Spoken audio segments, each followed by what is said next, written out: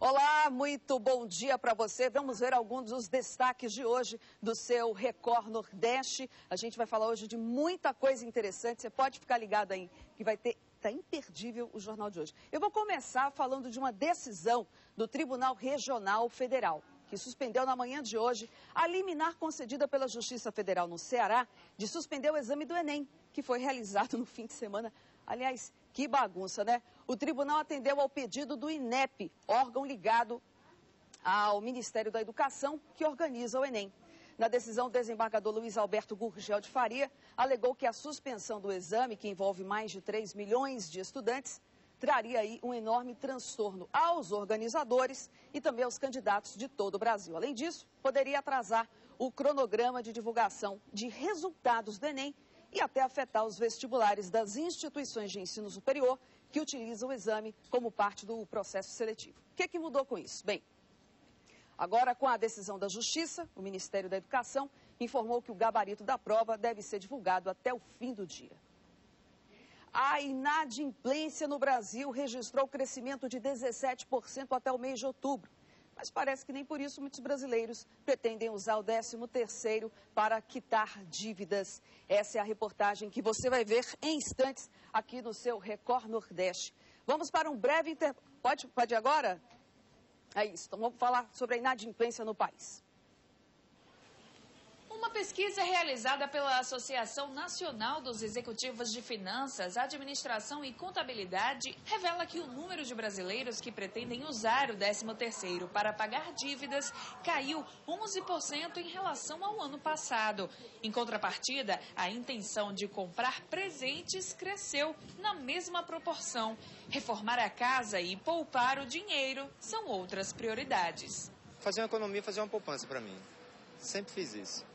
Mas esse ano eu vou ter que comprar umas coisas lá para casa. Comprar mesmo, ajeitar o piso da casa, essas coisas aí.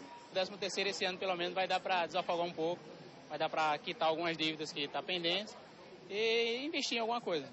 Mas a intenção do brasileiro pode ser reflexo de um aspecto negativo. Uma outra pesquisa divulgada pelo Serasa revela que o número de inadimplência no Brasil cresceu 17% no mês de outubro em relação ao mesmo período do ano passado. Se os brasileiros possuem mais dívidas e não pretendem quitá-las até o final do ano com o 13º, o Brasil corre o sério risco de enfrentar um superendividamento. Tem que receber e pagar as contas, né? Colocar tudo em dia. Então, que está no limite lá no cheque especial, como é que está a sua situação? Passou do limite.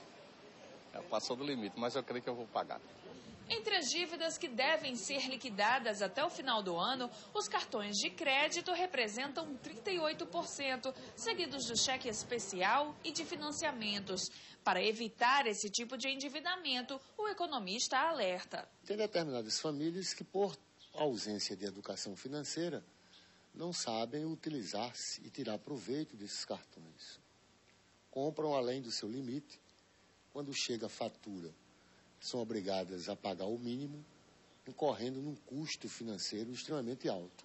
De acordo com o especialista, o brasileiro precisa aprender a lidar com a grande oferta de crédito. E os bancos, principalmente os públicos, podem ter um papel fundamental nesse processo, levando às comunidades os ensinamentos básicos de se lidar com o dinheiro. Você prestou atenção nessa reportagem, né? Falando sobre a inadimplência, que os bancos, aí a sugestão do economista, boa sugestão até, de que os bancos têm que ajudar, deveria pelo menos ajudar as pessoas a mexer melhor com o dinheiro. Mas eu acho, sincero e honestamente, que o banco não tem interesse nenhum em fazer isso. Afinal de contas, eles adoram, todos os bancos adoram quando as pessoas passam, né, do seu limite, entram no limite do cheque especial. Duvido muito que isso vá resolver alguma coisa. Olha, 19 pessoas foram presas e um menor apreendido durante uma operação da polícia realizada na cidade de Malhador, em Sergipe. Mandados de busca, apreensão e prisão foram cumpridos. Segundo a polícia, os presos são acusados de integrar uma quadrilha de assaltantes que vem aterrorizando o interior do estado. A operação mobilizou um efetivo de 120 policiais. Resultou na prisão de 20 pessoas e a apreensão de um menor. Todos são acusados de integrar uma quadrilha especializada em roubo a residências, tráfico de drogas e comércio ilegal de armas. Alain Melo Santos, de 21 anos, é apontado como líder do grupo. Alain ele chegou a ameaçar de morte um dos policiais que trabalham com a gente. Aparentemente uma pessoa inocente, aparência de menino, né, mas a freza de um homem. E ele que liderava?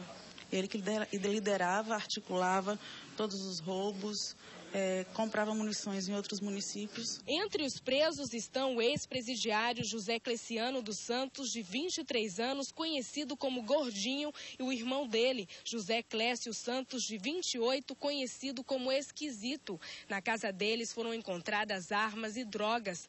Também foram presos com armas José Adriano Góes Santos e Mário Júnior Santana. Ao todo, a polícia apreendeu 5 espingardas, cerca de 200 gramas de maconha, aparelhos celulares e 2 motos, utilizadas para cometer os crimes. De acordo com as investigações, eles aterrorizavam a região há pelo menos 1 ano. Alguns deles são parentes. Nós podemos destacar 4 irmãos, Roberto, Robério, Robson e Leandro, que faziam parte da quadrilha, e 2 deles que também são irmãos, o Clécio e o Cleciano, o Gordinho e o Esquisito. Segundo a polícia, o grupo agia principalmente na região rural do município de Malhador. Os moradores tinham suas casas invadidas durante a madrugada e muitas vezes eram tratados com violência. E como os assaltantes eram conhecidos, as vítimas tinham medo de denunciar. Quando eles não encontravam dinheiro ou quando as vítimas se negavam a entregar de imediato, era empregada a violência sim.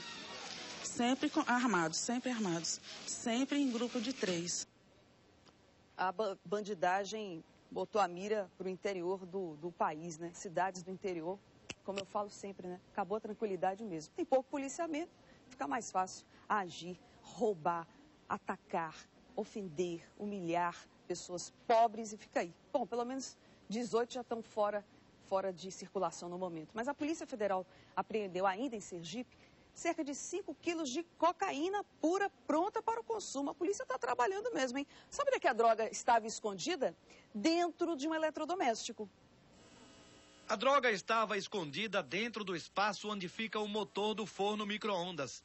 A cocaína foi envolvida em bexigas de borracha para despistar o cheiro. Mais uma denúncia anônima levou os policiais a interceptarem o veículo que fazia o transporte. A sociedade, as informações, novas técnicas que vamos desenvolvendo, isso possibilita que a repressão tenha um resultado mais efetivo. A Polícia Federal calcula em 5 quilos de cocaína pura.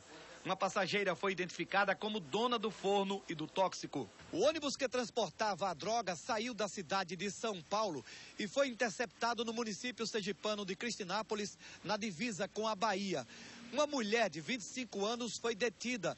Ela assumiu ser dona de toda a cocaína, mas a polícia acredita que trata-se de uma mula, pessoas que ganham dinheiro para fazer o transporte. A polícia, a mulher detida, disse que a cocaína seria entregue na cidade de Arapiraca, em Alagoas. Mas as primeiras investigações revelaram que a droga era destinada a 2 estados nordestinos. Essa droga, segundo as informações, ela seria para Sergipe, Aracaju e para Maceió. Depois dos comerciais, você vai ver aqui no seu Record Nordeste. O relatório do IBGE divulga, o relatório, inclusive, divulgado hoje, aponta que cresceu no Nordeste o índice de mortes violentas. E mais, bombeiro ajuda por telefone uma mãe desesperada que estava com o filho engasgado. É o que você vai ver em instantes.